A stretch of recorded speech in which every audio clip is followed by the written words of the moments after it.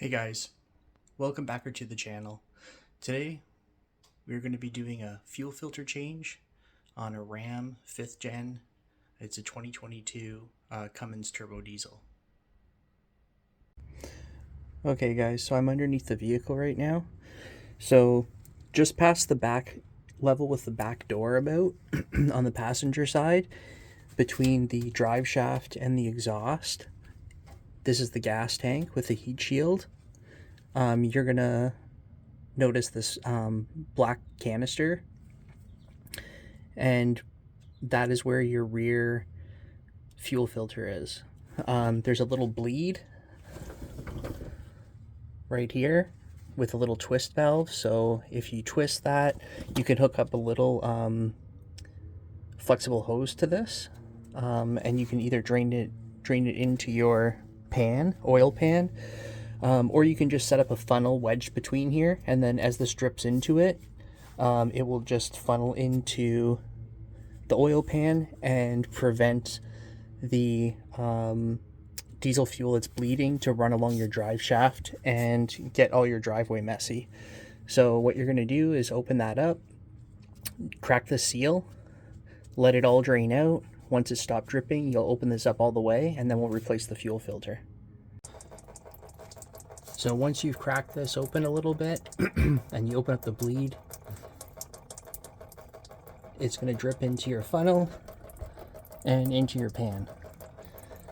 It's the least messy way to do it. Make sure that you put down cardboard or an oil absorbing mat just so you don't stain your driveway. Alright guys, so I removed the filter. That's a comparison side by side from old to the new. Also be sure to take off the O-ring that goes on the cap. It goes in this slot right here. I would suggest getting a shop towel and actually cleaning it out, because all that dirt and sand was what was in this little track. So I've cleaned out the track.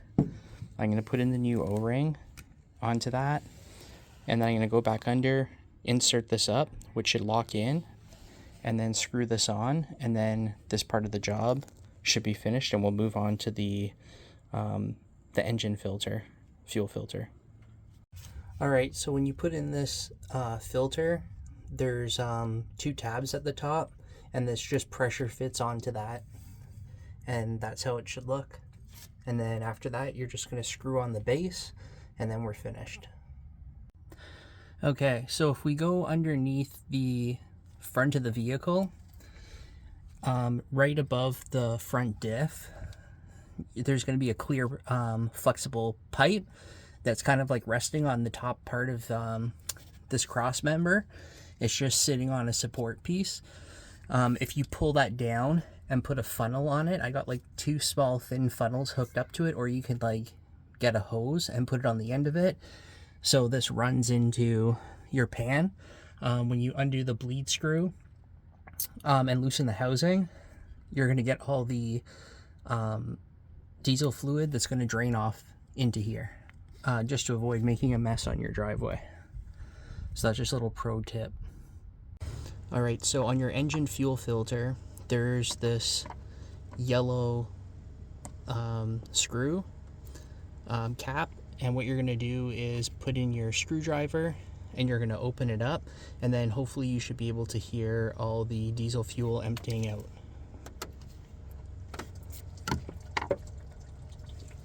So we're going to let that drain, and it should be emptying into the pan below. So you guys can see it right here emptying out. So we'll just let that drain, and once that's drained, we'll undo the top, and then we'll replace that fuel filter. Once again, there's another O-ring that comes with that fuel filter, and we'll replace that as well before we tighten it all back up. Okay, so very important step. There's an O-ring right there. Hopefully you guys can see that. That has to come off, and I'm going to wipe the threads and the track with a shop towel, and then put on the new O-ring. Very important step. Okay, so here you can see a side-by-side of the two fuel filters, dirty and clean. So now that we got the O-ring in, we're going to install the new fuel filter. Alright, so when you're finished installing this and putting the cap back on, the last step is to make sure that you close back off the bleed screw that you used to empty the diesel fuel before you prime the system.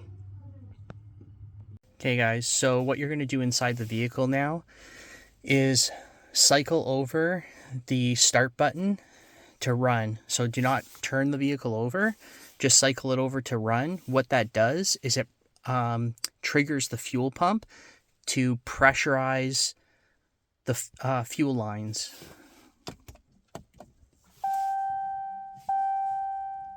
So what I like to do is do this 3 times. And if you open up the door, you can hear it running.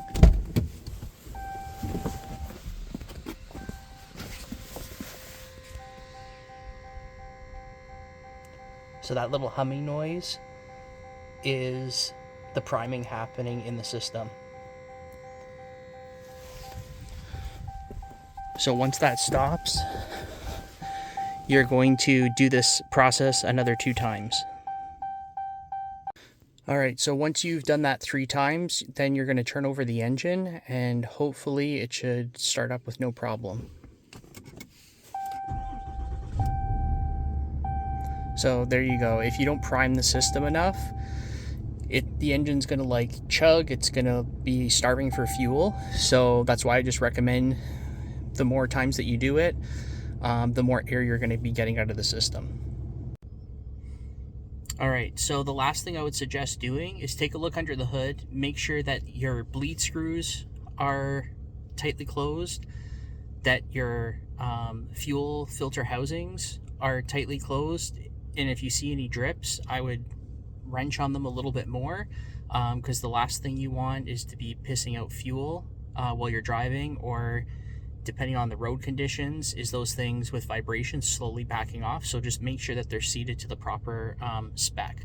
I'm going to put a link in the description for the fuel filters that I have that I've been using off Amazon, aftermarkets, that seem to be working very good, have lots of good reviews, like over 1,000+ reviews.